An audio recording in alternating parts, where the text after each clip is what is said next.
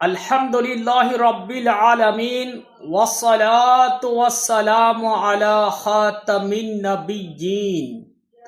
প্রিয় নবী সাল্লাল্লাহু তাআলা আলাইহি ওয়াসাল্লাম ইরশাদ করেন, কিয়ামতের দিন আল্লাহ পাকের আরশের ছায়া ব্যতীত আর কোনো ছায়া থাকবে না। তিন ব্যক্তি আল্লাহ পাকের আরশের ছায়া লাভ করবে। ইরশাদ করা হলো, ইয়া রাসূলুল্লাহ, তিন ব্যক্তি ওরা কারা? আল্লাহর প্রিয় হাবিব সাল্লাল্লাহু তাআলা আলাইহি ওয়াসাল্লাম ইরশাদ করলেন,